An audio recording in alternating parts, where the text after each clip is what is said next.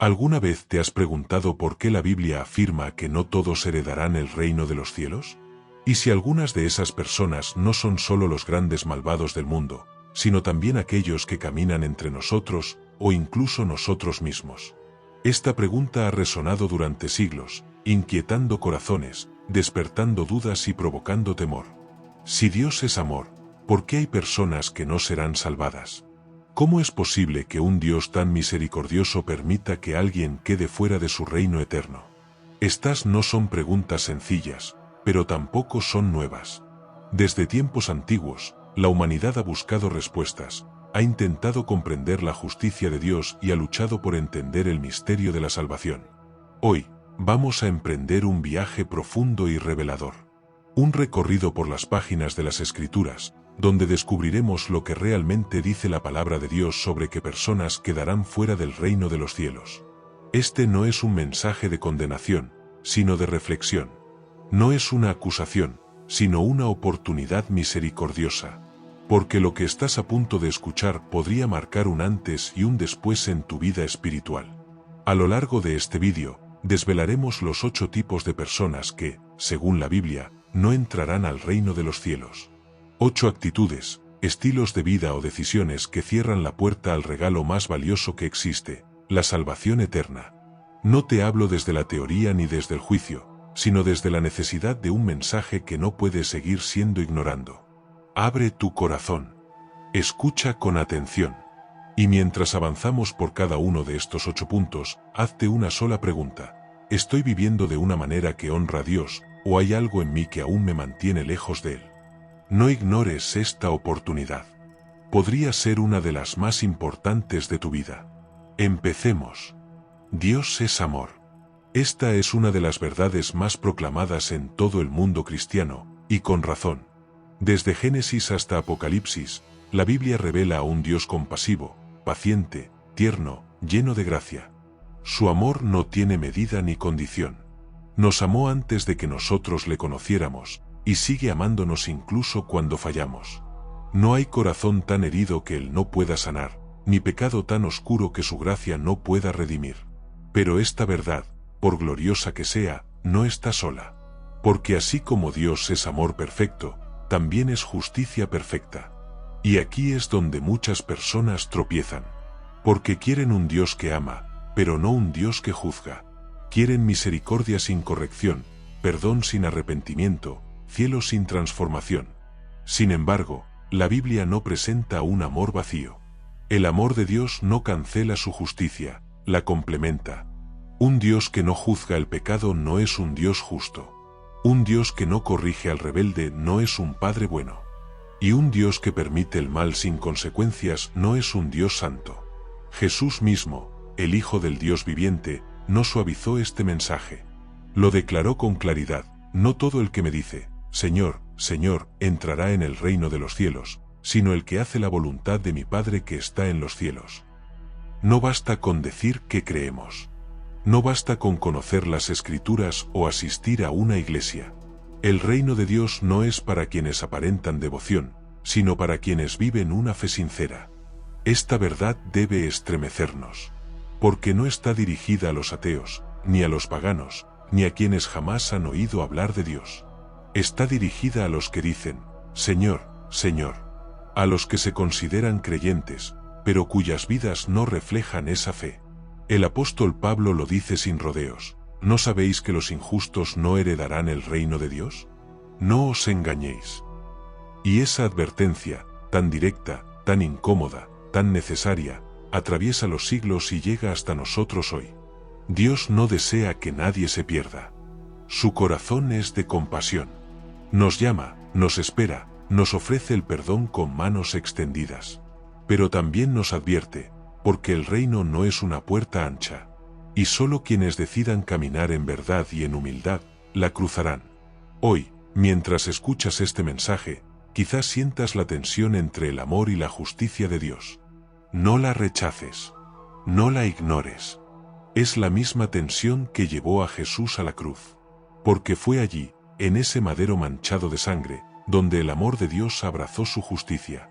Fue allí donde se pagó el precio que tú y yo jamás podríamos pagar. Fue allí donde nació nuestra esperanza. La salvación no se gana, no se compra, no se merece. Es un regalo, pero un regalo que requiere una respuesta, una entrega, una transformación. Y es aquí donde comienza nuestro viaje.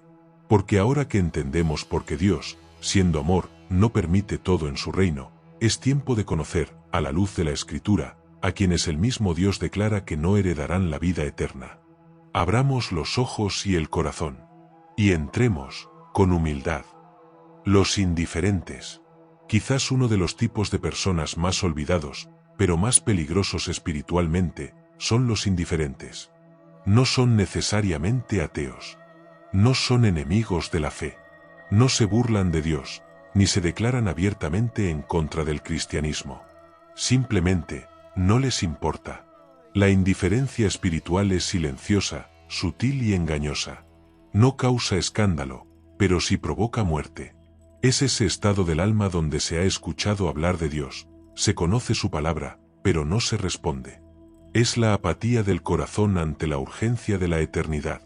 Jesús habló de este tipo de personas en muchas de sus enseñanzas. En la parábola del sembrador, mencionó aquella semilla que cayó junto al camino, y que fue pisoteada o devorada por las aves antes de dar fruto. Esa semilla representa la palabra que llega a alguien cuyo corazón está tan endurecido por la distracción, el orgullo o la comodidad, que simplemente no la recibe.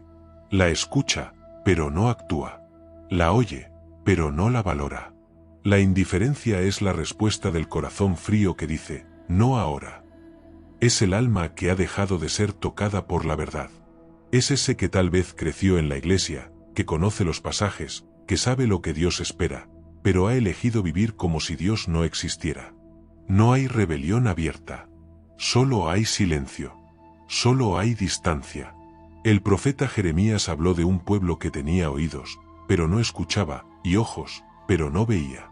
Jesús lo repitió siglos después, citando a Isaías, porque el corazón de este pueblo se ha endurecido, y con los oídos oyen pesadamente, y han cerrado sus ojos. No se trata de una incapacidad física, sino de una decisión espiritual, cerrar el corazón, cerrar la conciencia, evitar el llamado. Y tal vez pienses que la indiferencia no es tan grave, que al menos no haya burla, ni rechazo directo. Pero escucha lo que dice Apocalipsis 3, conozco tus obras, que ni son frío ni caliente. Ojalá fuese frío o caliente. Pero por cuanto eres tibio, y no hace frío ni calor, te vomitaré de mi boca. Tibieza. Esa es la palabra clave. El indiferente no es enemigo declarado, pero tampoco es amigo fiel. No niega a Dios, pero tampoco lo busca. No lo rechaza, pero tampoco se rinde a él. Vive entre dos aguas. Vive con un pie en la fe y otro en la comodidad. Y según Jesús, esa actitud no es aceptable en su reino. Él prefiere un corazón completamente en contra que uno que finja neutralidad. ¿Por qué? Porque la indiferencia es peligrosa. Es como un veneno lento. Mata sin hacer ruido. Aletarga la conciencia. Duerme el alma. Hace creer que todo está bien, cuando en realidad el alma se está alejando más y más del Dios vivo. En Hebreos 2 leemos una advertencia que no se puede ignorar. ¿Cómo escaparemos nosotros, si descuidamos una salvación tan grande? El autor no habla aquí de rechazarla violentamente. Habla de descuidarla, de no prestarle atención, dejarla para después. Pero el después puede no llegar. La indiferencia tiene muchas formas. A veces se disfraza de ocupación. Personas que dicen no tener tiempo para Dios. Otras veces se esconde en la religión vacía. Personas que asisten a la iglesia, pero han apagado su sensibilidad espiritual. Y otras veces, simplemente, es una frialdad que se ha instalado en el alma sin que nadie lo note. Pero Dios nota. Y Dios no puede salvar a quien no desea ser salvado, a quien no responde a su llamado, a quien ha cerrado los oídos del alma. Porque el reino de los cielos no se hereda por herencia religiosa, ni por costumbre, ni por tradición. Se hereda por una fe viva, activa, rendida. Por eso hoy, si tú reconoces que has caído en la indiferencia, no te condenes, pero tampoco lo ignores. La indiferencia se rompe con un solo acto, el de volver a mirar a Dios con un corazón sincero. No es tarde. Si estás escuchando esto, es porque aún estás a tiempo. A tiempo de despertar. A tiempo de volver. Dios no está buscando creyentes indiferentes. Está buscando corazones encendidos, comprometidos, transformados. La salvación no es para los que simplemente saben que existe, sino para los que la toman con gratitud y reverencia. Hoy es el día. Hoy es el momento. La indiferencia espiritual ha dejado fuera del reino a miles, tal vez millones. Pero tú no tienes que ser uno más. Despierta. Vuelve. Responde. Porque el reino de Dios no es para los indiferentes. Es para los que oyen su voz y dicen, aquí estoy, Señor, háblame y guíame a ti. Ahora que has escuchado esta primera advertencia, prepárate para el segundo grupo. Porque hay otros que, aun con pasión y deseo de salvación, siguen buscando en el lugar equivocado. Y ese camino, por más sincero que parezca, también los aleja de la verdad. Los que buscan otros medios de salvación. Uno de los mayores errores del ser humano, incluso entre los más sinceros, ha sido intentar alcanzar a Dios por caminos que Él no ha trazado. A lo largo de la historia, el deseo de salvación ha sido común a todas las culturas, religiones y filosofías. Hay algo en el corazón humano que anhela lo eterno, que intuye que esta vida no es todo lo que existe. Pero ese anhelo, si no se dirige hacia la verdad revelada por Dios, puede llevar al alma por senderos equivocados. La Biblia es clara, hay un solo camino hacia la salvación, y ese camino es Jesucristo. No hay múltiples rutas. No hay atajos. No hay opciones alternativas. El mismo Jesús lo declaró sin margen para interpretación. Yo soy el camino, la verdad y la vida, nadie viene al Padre, sino por mí. Estas palabras, tan conocidas, son también profundamente confrontadoras. Porque si Cristo es el único camino, entonces todos los demás caminos están cerrados. Sin embargo, muchos eligen ignorar esta verdad. Hay quienes creen que pueden ser salvos por sus propias obras, acumulando méritos, haciendo el bien, evitando el mal. Hay quienes se apoyan en rituales, tradiciones, reglas o sistemas humanos. Otros confían en figuras religiosas, en santos, en líderes espirituales o en sus propias convicciones personales. Y hay quienes se sumergen en filosofías que prometen iluminación, ascenso espiritual o autorrealización. Pero todo intento de salvarse por medios distintos a Cristo es inútil. Es como construir una escalera al cielo hecha de barro, se deshace antes de alcanzar la primera nube. En el libro de Hechos, el apóstol Pedro proclama con valentía, en ningún otro hay salvación, porque no hay otro nombre bajo el cielo, dado a los hombres, en que podamos ser salvados.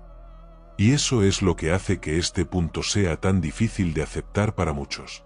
Porque implica reconocer que todo esfuerzo humano es insuficiente, que nuestra justicia no alcanza, que no hay nada que podamos hacer para salvarnos por nosotros mismos. Isaías lo dijo con crudeza pero con verdad, todas nuestras justicias son como trapo de inmundicia. Lo mejor que tenemos, comparado con la santidad de Dios, no es suficiente. El apóstol Pablo también lo explicó con claridad en su carta a los Efesios, porque por gracia sois salvos por medio de la fe, y esto no de vosotros, pues es don de Dios, no por obras, para que nadie se gloríe. La salvación es un regalo. No se compra, no se gana, no se fabrica. Se recibe. Y solo puede recibirse a través de la fe en Jesucristo. Hay caminos que parecen rectos al hombre, dice Proverbios, pero su fin es camino de muerte. Este versículo debería hacernos temblar, porque no habla de caminos evidentemente malvados. Habla de caminos que parecen rectos, caminos bien intencionados, caminos religiosos, caminos morales, pero caminos equivocados. Jesús no es uno más entre muchos. Es el único. Él no vino a mostrarnos un camino, Él es el camino. No basta con admirar, ni con respetar sus enseñanzas, ni con considerarlo un gran maestro. La salvación no viene por reconocer que Jesús existió, sino por rendirse ante Él como Señor y Salvador. El apóstol Pablo escribió a Timoteo, hay un solo Dios, y un solo mediador entre Dios y los hombres, Jesucristo hombre. No hay intermediarios adicionales. Ni santos, ni vírgenes, ni líderes religiosos pueden ocupar ese lugar. Solo Cristo fue al madero. Solo Él cargó con el pecado del mundo. Solo Él resucitó con poder y gloria. Buscar la salvación fuera de Cristo es ignorar la cruz. Es pasar por alto el sacrificio que costó la vida del Hijo de Dios. Es rechazar la oferta más preciosa del universo. Y lo más doloroso de todo es que muchos lo hacen con sinceridad, con fe, con esfuerzo.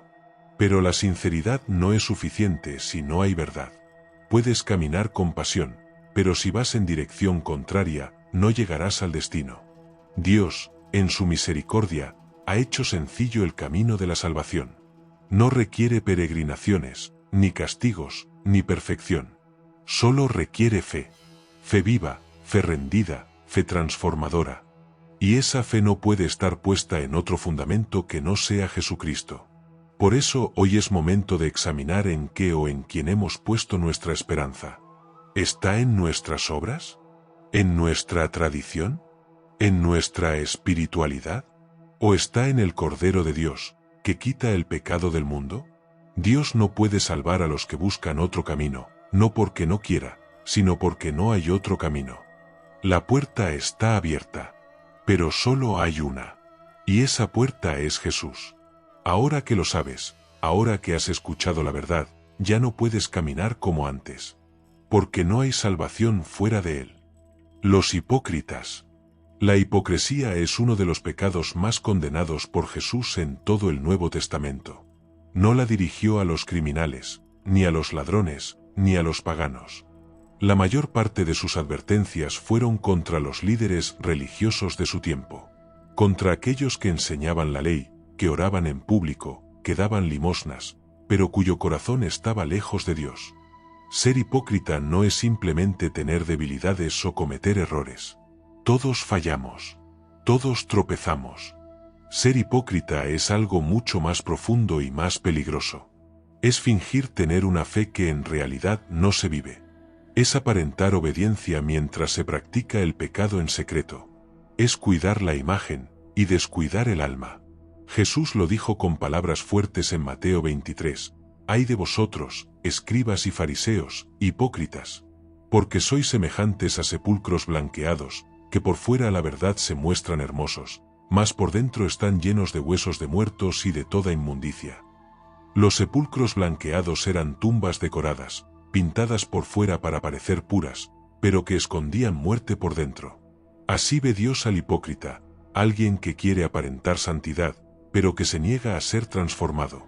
La hipocresía es peligrosa porque engaña a los demás, pero también engaña al propio corazón. Lleva a una vida doble, dividida, falsa. Una vida donde se domina el lenguaje religioso, se conoce la doctrina, se citan versículos, pero no se vive lo que se predica. Y tarde o temprano, esa máscara se rompe. En Mateo 6, Jesús advirtió que los hipócritas oran para ser vistos, ayunan para impresionar, dan para ser admirados. Y dijo algo contundente: ya tienen su recompensa. No tendrán más. Porque lo hicieron todo para los hombres, no para Dios. El hipócrita convierte la fe en un espectáculo. Usa las cosas sagradas como herramientas de validación social. Se convierte en juez de los demás, pero nunca se examina a sí mismo. Apunta con el dedo, pero esconde su propio pecado. Y Dios no puede ser burlado. En Mateo 7, Jesús lo deja claro: muchos me dirán en aquel día: Señor, Señor, ¿no profetizamos en tu nombre, y en tu nombre echamos fuera demonios, y en tu nombre hicimos muchos milagros? Y entonces les declararé: nunca os conocí, apartaos de mí, hacedores de maldad. No niega que hicieron cosas. No niega que usaron su nombre. Pero les dice: nunca los conocí. Porque sus obras eran fachada. Su vida no estaba alineada con su fe. La hipocresía puede nacer por orgullo, por temor al rechazo, por querer aparentar que todo está bien cuando por dentro el alma se está hundiendo. Pero lo cierto es que Dios no salva a los que fingen seguirlo. Dios salva a los que se humillan, a los que reconocen su pecado, a los que vienen a Él con verdad. David, un hombre que conocía tanto el pecado como la gracia, escribió en el Salmo 51, tú amas la verdad en lo íntimo. Esa es la clave. Dios no busca perfección externa. Busca la verdad interior. Y esa verdad comienza con el arrepentimiento. Con dejar de vivir para la aprobación de otros y empezar a vivir para la aprobación de Dios. Con dejar de construir una imagen y empezar a construir una relación sincera con el Padre. Jesús dijo que nada hay encubierto que no haya de ser revelado. Tarde o temprano, la hipocresía será expuesta. Quizás no en esta vida, pero sí delante del trono. Y en ese día, no importará cuántas veces alguien fue al templo, o cuántas veces dijo Dios te bendiga, o cuántas veces sirvió en público. Lo único que importará es si hubo una fe verdadera, una vida entregada, un corazón limpio. Por eso, si hoy reconoces que has vivido más para los hombres que para Dios, si tu fe ha sido más una apariencia que una realidad, no te condenes. Dios no rechaza al que viene con un corazón quebrantado. Pero sí llama a dejar atrás la doble vida. A vivir con integridad. A ser el mismo en lo secreto y en lo visible. A amar la verdad más que la imagen. A temer a Dios más que a la opinión de los demás. Porque el reino de los cielos no es para los que aparentan, sino para los que se rinden. Y Dios no puede salvar a un corazón falso, pero puede transformar por completo a un corazón sincero. La máscara puede caer hoy. Y si caes ante Dios, Él no te avergonzará. Él te levantará. Pero si eliges mantener la apariencia, esa máscara caerá algún día, y entonces será tarde. Prepárate. Porque ahora pasaremos a un grupo muy común en nuestros tiempos. Personas que confían tanto en sí mismas, que creen que no necesitan la gracia. Y sin saberlo, han cerrado la puerta al único que puede salvarlas. Los que confían en su propia justicia. Hay personas que no rechazan a Dios, ni lo ignoran, ni viven una doble vida. Aparentemente, hacen lo correcto. Se esfuerzan por cumplir las normas. Ayunan, oran, dan limosna, leen la Biblia. Y, sin embargo, hay algo en su corazón que los aleja de Dios tanto como el pecado más escandaloso, la confianza en su propia justicia. Pocos errores espirituales son tan sutiles y tan letales como este. Porque no se trata de una actitud rebelde o indiferente. Se trata de una convicción interna, orgullosa, de que uno es justo por lo que hace. De que, por su conducta o su esfuerzo, ha ganado el favor de Dios. Jesús ilustró esto con claridad en una de sus parábolas más conocidas. En Lucas 18, habló de dos hombres que subieron al templo a orar, uno fariseo y un publicano. El fariseo oraba consigo mismo, diciendo, Dios, te doy gracias porque no soy como los otros hombres, ayuno 2 veces a la semana, doy diezmos de todo lo que gano. Mientras tanto, el publicano, con la cabeza baja y el corazón quebrantado, decía, Dios, ten misericordia de mí, pecador. Y Jesús concluyó, os digo que éste descendió a su casa justificado antes que el otro.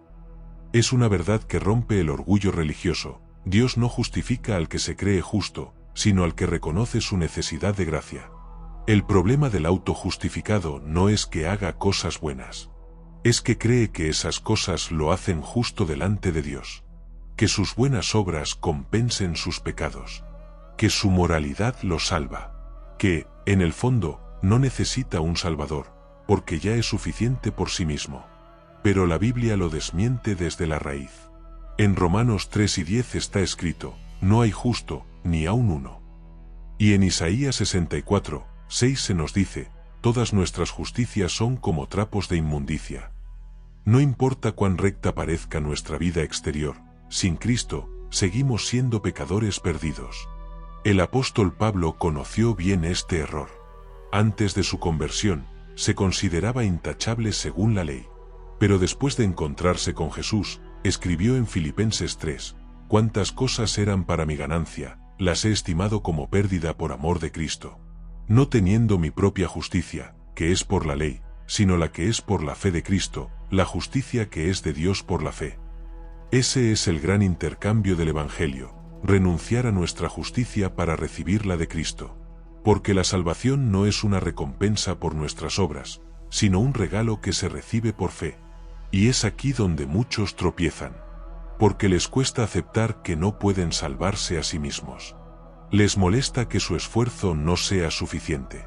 Les ofende la idea de que un criminal arrepentido pueda ser justificado mientras ellos, con su vida correcta, queden fuera.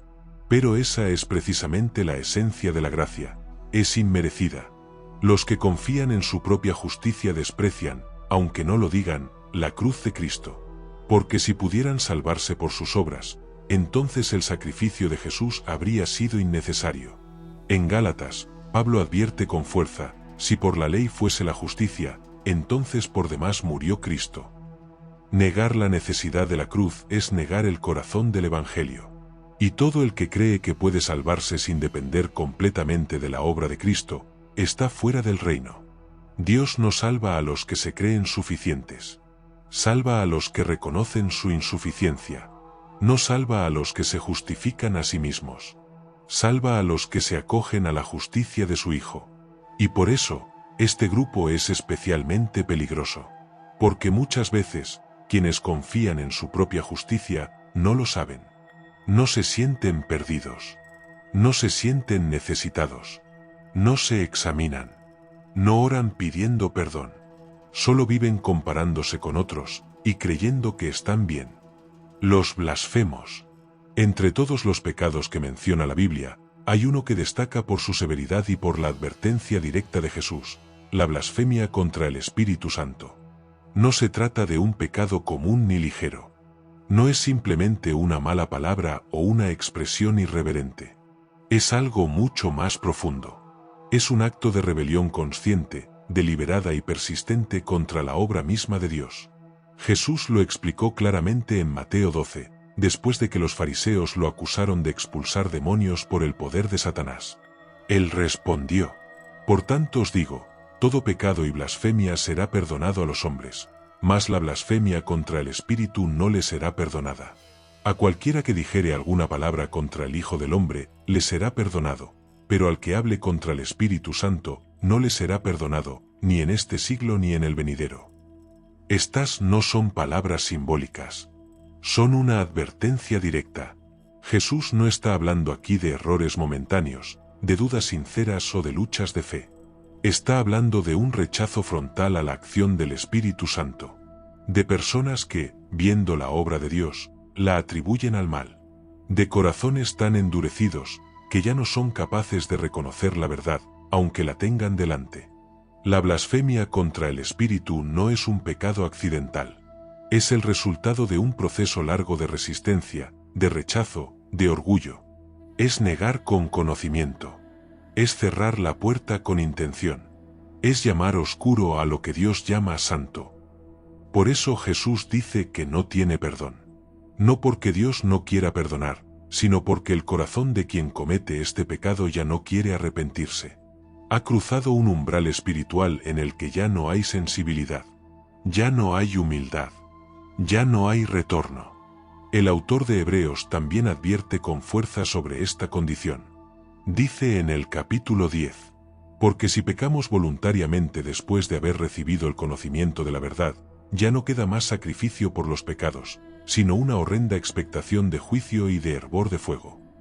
Y en el capítulo 6, añade: es imposible que los que una vez fueron iluminados y gustaron del don celestial, y fueron hechos partícipes del Espíritu Santo, y recayeron, sean otra vez renovados para arrepentimiento. El blasfemo no es ignorante. Es alguien que conoció la verdad, que participó del poder del Evangelio, que vio el mover de Dios, y lo rechazó con plena conciencia. Su pecado no es de ignorancia. Es de rebeldía deliberada. Pablo, antes de su conversión, se llamó a sí mismo blasfemo. Pero también aclara que fue perdonado porque lo hizo por ignorancia, en incredulidad. Eso muestra que Dios puede perdonar incluso la blasfemia, cuando hay humildad, cuando hay arrepentimiento. Pero la blasfemia contra el Espíritu Santo no se comete por ignorancia. Se comete con pleno conocimiento y desprecio intencional. Hoy, en nuestros tiempos, este pecado puede manifestarse de muchas formas. A través de quienes se burlan del Espíritu Santo, de su obra, de su poder. A través de quienes desprecian lo sagrado, con frialdad calculada. A través de quienes atribuyen lo santo a lo profano, y llaman engaño a lo que es verdad. Y lo más alarmante es que muchos, sin darse cuenta, están caminando hacia ese peligro. Porque cada vez que se resiste al Espíritu, cada vez que se apaga su voz, cada vez que se rechaza su llamado, el corazón se endurece un poco más. Hasta que llega el punto en que ya no se escucha, ya no se siente. Y entonces, aunque Dios quiera salvar, el alma ya no quiere ser salvada. Dios no puede salvar a los blasfemos, no porque haya límites en su poder, sino porque ellos mismos han cerrado la puerta de su corazón. Han llamado a la luz tinieblas. Han despreciado la cruz. Y han pisoteado la gracia que les fue ofrecida. Pero si tú hoy escuchas este mensaje y sientes temor, si hay una inquietud en tu alma, eso es señal de que no has cruzado ese límite. El blasfemo no siente convicción. No tiembla ante la palabra. No busca a Dios. Si tú aún lo buscas, si aún lo temes, si aún deseas su perdón, entonces estás a tiempo. La solución no es temer, sino rendirse. No es huir, sino volver. No es endurecerse más, sino clamar con sinceridad. Espíritu Santo, no te apartes de mí. Hoy es el momento. Mañana puede ser tarde. Y ahora, con un corazón atento, avancemos al sexto grupo. Un tipo de persona que no simplemente rechaza la fe, sino que una vez la abrazó, le confesó, la vivió, y luego la abandonó por completo. Un camino trágico y peligroso, el de los apóstatas. Los apóstatas. Hay un tipo de persona que, a los ojos de muchos, parece irreprochable. Alguien que conoció la verdad, que caminó en la fe, que oró, que sirvió, que habló de Dios con convicción. Y sin embargo, un día decidió apartarse. No por ignorancia, no por debilidad, sino por una decisión consciente y voluntaria. Esa persona es un apóstata. La apostasía no es un simple alejamiento momentáneo, ni una temporada de duda o de debilidad. No. La apostasía es el rechazo deliberado y definitivo de la fe después de haberla conocido. Es renegar de Cristo, de su obra, de su palabra, después de haberla abrazado. Es traicionar voluntariamente al Dios que una vez se confesó como Salvador. La Biblia habla de esto con una seriedad que debería hacernos temblar.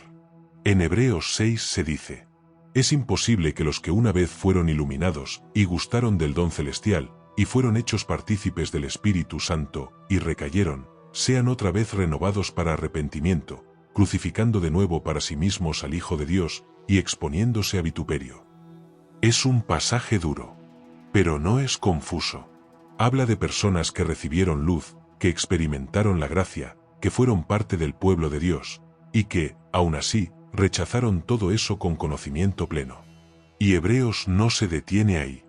En el capítulo 10 continúa: si pecáramos voluntariamente después de haber recibido el conocimiento de la verdad, ya no queda más sacrificio por los pecados, sino una horrenda expectación de juicio y de hervor de fuego. El apóstata no es alguien que simplemente lucha con su fe. Es alguien que la abandona completamente, que se burla de ella, que la desprecia abiertamente. Es alguien que conoció a Cristo, y luego le dio la espalda. Uno de los ejemplos más conocidos en la Escritura es Judas Iscariote. Caminó con Jesús. Escuchó su enseñanza. Presenció milagros. Compartió la mesa con el Hijo de Dios. Y aún así, lo traicionó por 30 piezas de plata. Judas no fue un enemigo externo. Fue uno de los 12. Pero su final fue trágico. No porque Jesús no pudiera perdonarlo, sino porque su corazón eligió alejarse y no volvió jamás. El apóstol Pablo también menciona además un colaborador suyo, que lo abandonó amando más este mundo. Además, no fue un enemigo de la fe en sus inicios, pero se cansó del camino estrecho y prefirió los placeres temporales del mundo. Y así, hoy también, hay muchos que comenzaron bien, pero terminaron mal. Algunos fueron líderes, pastores, evangelistas. Otros, creyentes fieles durante años. Pero un día, poco a poco, comenzaron a enfriarse, a ceder terreno, a abrazar ideologías contrarias al Evangelio, a justificar el pecado, hasta que finalmente renunciaron públicamente a la fe que un día defendieron. El apóstata no es víctima de ignorancia, sino autor de su propia caída. Y la Biblia es clara: Dios no puede salvar a alguien que ha rechazado por completo la única fuente de salvación. 2 Pedro 2 lo explica con dolorosa claridad. Porque mejor les hubiera sido no haber conocido el camino de la justicia, que después de haberlo conocido, volverse atrás. El perro vuelve a su vómito, y la puerca lavada comienza a revolcarse en el cieno. Este versículo no es un juicio despectivo. Es una advertencia gráfica. La apostasía es un regreso voluntario al pecado, después de haber sido lavado por la verdad. Y aquí es donde muchos se preguntan: ¿puede un verdadero creyente apostatar? ¿Puede alguien realmente salvo perderse? La respuesta bíblica no se basa en teorías, sino en frutos. Jesús dijo: por sus frutos los conoceréis. La perseverancia es señal de autenticidad. Y la apostasía es evidencia de que la fe que se profesaba nunca fue profunda, y transformadora, ni real. 1 Juan 2:19 lo dice así: salieron de nosotros, pero no eran de nosotros, porque si hubiesen sido de nosotros, habrían permanecido con nosotros. La salvación verdadera transforma. La fe genuina persevera. Y el corazón regenerado no puede vivir en rebelión consciente y permanente contra Dios. Pero aún así, si tú hoy te has alejado, si has dudado, si has caído en la frialdad, eso no significa que eres un apóstata. La diferencia está en el corazón. ¿Te duele estar lejos de Dios? ¿Sientes que necesitas volver? Entonces aún hay esperanza. El apóstata no quiere regresar. Pero el hijo pródigo, aunque lejos, anhela la casa del Padre. Y el Padre, si tú vuelves con sinceridad, siempre está dispuesto a recibirte. Pero si no hay retorno, si no hay arrepentimiento, si el corazón se endurece por completo, entonces solo queda una expectativa: juicio. Por eso, hoy es el tiempo. Hoy es el llamado. No te alejes. No te enfades. No te engañes. Persevera. Permanece. Aférrate a Cristo con todo tu ser. Porque solo los que permanecen hasta el fin serán salvos. Y ahora, pasemos al séptimo grupo. Un grupo del que nadie puede salir una vez ha entrado. Porque su condición ya no puede cambiar. Y su destino, según la palabra, está sellado para siempre. Los muertos. Este punto puede parecer impactante, incluso incómodo. Pero es necesario abordarlo con la seriedad que merece. La Biblia enseña, de forma clara e innegable, que la salvación es una decisión que solo puede tomarse en vida. Una vez que la persona muere, su destino eterno queda sellado. No hay segundas oportunidades. No hay negociaciones. No hay más tiempo. Hebreos 9:27 lo dice sin rodeos. Está establecido para los hombres que mueran una sola vez, y después de esto, el juicio. No dice y después, un segundo intento. No dice y después, una oportunidad de arrepentirse. Dice el juicio. En otras palabras, la muerte pone punto final a toda posibilidad de reconciliación con Dios. Después de ese momento, lo único que queda es comparecer ante el trono de justicia, donde cada ser humano será juzgado por lo que hizo o no hizo mientras estuvo vivo. Esta verdad es ignorada o distorsionada por muchas corrientes religiosas y culturales. Algunos creen en el purgatorio, como si el alma pudiera limpiarse después de morir. Otros hablan de reencarnación, como si tuvieran una nueva oportunidad en otro cuerpo. Otros simplemente creen que la muerte es el fin, la nada. Pero la palabra de Dios no enseña ninguna de esas cosas. La Biblia afirma con claridad que la vida presente es el único escenario en el que puede recibirse la gracia de Dios. Jesús lo ilustró con una historia real y estremecedora, la parábola del rico y Lázaro, en Lucas 16. Ambos hombres mueren. Lázaro, un hombre pobre y enfermo, es llevado por los ángeles al seno de Abraham. El rico, que vivió para sí mismo, despierta en tormento. Y desde ese lugar de sufrimiento, el rico ruega por ayuda. Suplica que alguien moje su lengua con agua. Pero la respuesta es tajante. Entre nosotros y vosotros hay una gran sima puesta, de manera que los que quisieren pasar de aquí a vosotros, no pueden, ni de allá pasar acá. No hay conexión entre el cielo y el infierno. No hay puente después de la muerte. Solo hay separación. Y hay juicio. Lo más triste es que el rico no pidió salir. No pidió salvación. Solo pidió alivio. Y cuando se le negó, pidió que alguien fuera a advertir a sus hermanos vivos. Pero le dijeron, a Moisés y a los profetas tienen, óiganlos. Es decir, ya tienen la verdad. Si no la escuchan ahora, no la escucharán nunca. Ese es el mensaje que resuena con fuerza hoy. Este es el tiempo. Esta es la oportunidad. Esta es la vida donde decides tu eternidad. Después, no habrá más. No importa cuántas misas se celebren, cuántas oraciones se eleven, cuántas velas se encienden. Nada puede cambiar la condición eterna de un alma una vez que ha partido sin Cristo. El Apocalipsis 20 también lo confirma con dureza y claridad. En el juicio final, dice que vi a los muertos, grandes y pequeños, de pie ante Dios, y fueron juzgados según sus obras. Y añade, el que no se halló inscrito en el libro de la vida fue lanzado al lago de fuego. Esas palabras no son simbólicas, son reales, son eternas, y están escritas para advertirnos, no para asustarnos. Porque hoy estamos vivos. Hoy aún podemos decidir. Hoy aún hay esperanza. Pero mañana, no lo sabemos. La muerte puede llegar sin aviso, sin edad, sin permiso. Y cuando llega, ya no hay marcha atrás. Por eso el apóstol Pablo decía con urgencia en 2 Corintios 6, 2. He aquí ahora el tiempo aceptable, he aquí ahora el día de salvación. No mañana. No cuando tengas tiempo.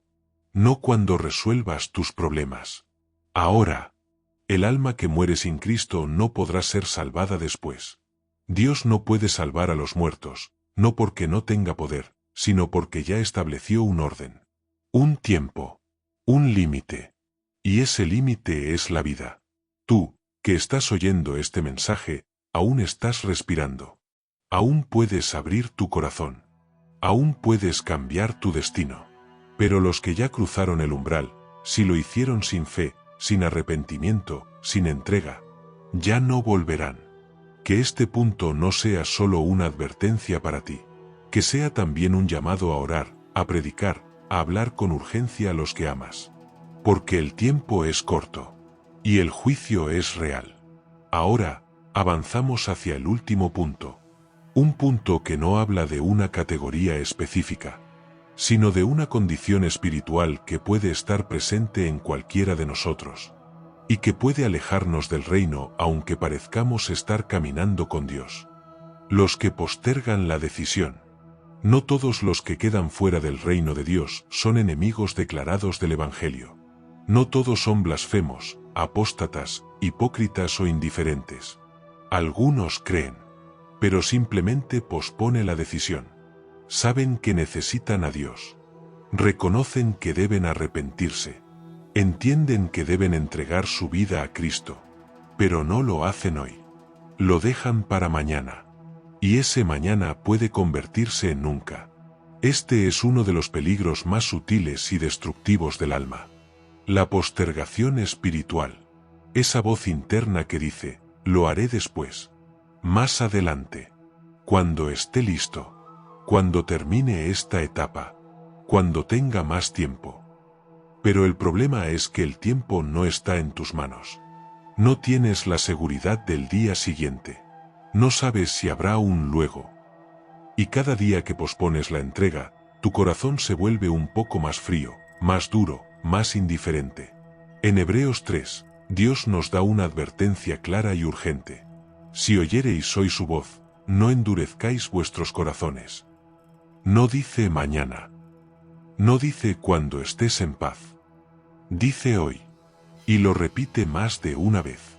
Porque el corazón humano tiende a engañarse a sí mismo, creyendo que siempre habrá tiempo, que la gracia estará allí esperando, que la puerta estará abierta sin importar cuando decidas cruzar. Pero la verdad es otra. Jesús habló sobre 10 vírgenes. Todas esperaban al esposo. Todas tenían lámparas. Pero solo 5 estaban preparadas. Las otras 5 esperaron demasiado. Y cuando finalmente intentaron entrar, la puerta ya estaba cerrada. No os conozco, fue la respuesta del esposo. No porque no las hubiera visto antes, sino porque no estaban listas cuando debían estarlo. Así será con muchos. Personas que escucharon cientos de mensajes, que sintieron el llamado, que sabían lo que tenían que hacer. Pero nunca lo hicieron. Creían que tendrían más tiempo. Y no lo tuvieron. Proverbios 27:1 dice: no te jactes del día de mañana, porque no sabes qué dará de sí el día. Es una advertencia directa contra la arrogancia del corazón que asume que la vida seguirá igual. Pero la vida puede cambiar en un suspiro.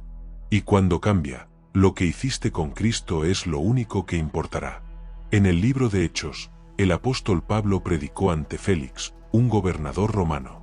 Y mientras hablaba de la fe, del juicio venidero y de la necesidad de arrepentirse, Félix se estremeció. Sintió la convicción. Pero su respuesta fue: por ahora vete, y cuando tenga oportunidad, te llamaré. Pero esa oportunidad nunca llegó. Félix postergó su decisión, y quedó fuera del reino. Es posible que tú también hayas dicho alguna vez: sé que necesito cambiar, pero aún no. Sé que debo entregarme de verdad a Dios, pero ahora no es el momento. Más adelante lo haré. Pero la salvación no es un trámite. No es una tarea pendiente. No es algo que pueda colocarse al final de tu lista de prioridades. La salvación es el tema más urgente de tu existencia. Tu alma está en juego. La eternidad está en juego. Y la gracia de Dios es real hoy. La puerta está abierta ahora. Cristo está llamando en este mismo momento. Pero si rechazas su llamado una vez más, si dejas pasar otra oportunidad, no tienes garantía de volver a escuchar su voz. Y si la muerte te sorprende en esa condición, no habrá más opción. Dios no puede salvar a los que viven postergando. No porque no quiera, sino porque la fe que salva es la que actúa en el presente. La que escucha el llamado y responde. La que dice: Señor, aquí estoy. Ya no voy a esperar más. Hoy es el día de la salvación. Hoy es el tiempo aceptable. Hoy es el momento en que la eternidad puede comenzar para ti. No lo dejes pasar. No lo pienses más. No sigas confiando en un mañana que no te pertenece. Haz hoy lo que sabes que tienes que hacer. Ríndete. Cree. Entrégate. Y recibe el regalo que Dios ha estado esperando darte desde el principio, la vida eterna en Cristo Jesús. Ahora, habiendo visto estos 8 tipos de personas que no heredarán el reino de Dios, llega el momento de mirar hacia adentro. No para sentir culpa, sino para despertar. Porque si aún estás vivo, si aún puedes oír, si aún puedes creer, todavía estás a tiempo. Hoy has escuchado una verdad que muchos prefieren callar. Una verdad incómoda, pero absolutamente necesaria. Una verdad que no está diseñada para condenarte, sino para despertarte. Porque el amor de Dios no consiste en decirnos lo que queremos oír, sino en revelarnos lo que necesitamos saber. A lo largo de este viaje, hemos visto los 8 tipos de personas que, según la Biblia, no heredarán el reino de los cielos. No por falta de amor de parte de Dios, sino porque ellos mismos eligieron caminos que los alejaron de su gracia. Los indiferentes, los que buscan otros medios de salvación, los hipócritas, los que confían en su propia justicia, los blasfemos, los apóstatas, los muertos, y los que postergan la decisión. ¿Estás tú en alguno de estos grupos? Tal vez sí, tal vez no, pero hay algo que sí es seguro: todos necesitamos examinarnos. Porque la salvación no es un concepto abstracto, no es una emoción pasajera, es una decisión de vida, una entrega real, un acto profundo del alma. Dios no desea que ninguno perezca. Su voluntad es que todos procedan al arrepentimiento. Y por eso, si tú hoy reconoces que estás lejos, si reconoces que has vivido de forma tibia, indiferente, orgullosa o superficial, no es tarde para volver. El hecho de que estás oyendo este mensaje significa que Dios te está dando otra oportunidad. Un llamado personal. Una invitación que no se basa en tu pasado, sino en lo que estás dispuesto a hacer hoy. No importa si has sido religioso sin transformación, si has vivido dependiendo de tus obras, si has caído en frialdad espiritual, o si simplemente has postergado la decisión una y otra vez. Hoy puedes romper ese ciclo. Hoy puedes decirle a Dios, con el corazón sincero: perdóname, límpiame, sálvame. El Evangelio no es una amenaza, es una puerta abierta. Y esa puerta se llama Jesucristo. Él no vino a condenarte, sino a salvarte. Él no te exige que seas perfecto, sino que te entregues por completo. Él no espera que llegues limpio. Él quiere limpiarte él mismo. Pero para que eso ocurra, debes dar el paso. Debes reconocer tu necesidad. Debes arrepentirte con sinceridad. Y debes confesar a Jesús como tu Señor.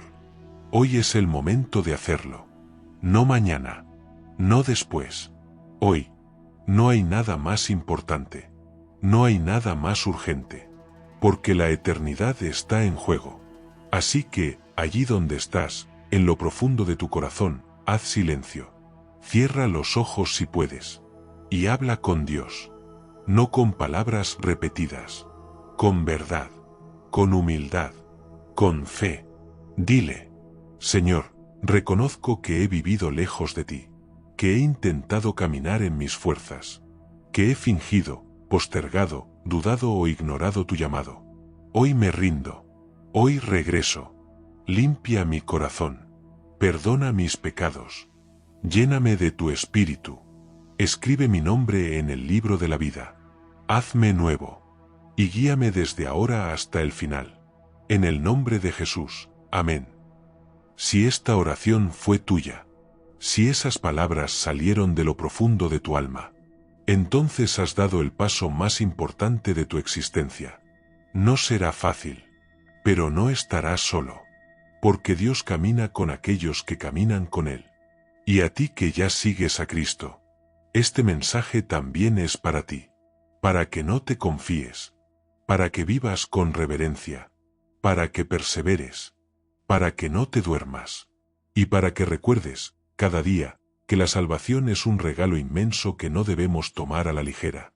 Comparte este mensaje con alguien que lo necesite. Y no olvides esto: Dios sigue salvando, Dios sigue hablando, y Dios sigue esperando. Pero un día, la puerta se cerrará, y los que hayan decidido entrar, vivirán con Él para siempre. Tú aún estás a tiempo. Haz que cuente. Si este mensaje ha tocado tu corazón, si algo de lo que escuchaste hoy te llevó a reflexionar, no te lo guardes solo para ti. Comparte este vídeo con alguien que necesita escucharlo. Y quién sabe, tal vez sea el comienzo de una transformación en la vida de alguien. Dale like si Dios habló a tu vida. Y si aún no te has suscrito, hazlo ahora. Este canal está dedicado a llevar luz, verdad y dirección a todo aquel que esté buscando a Dios sinceramente.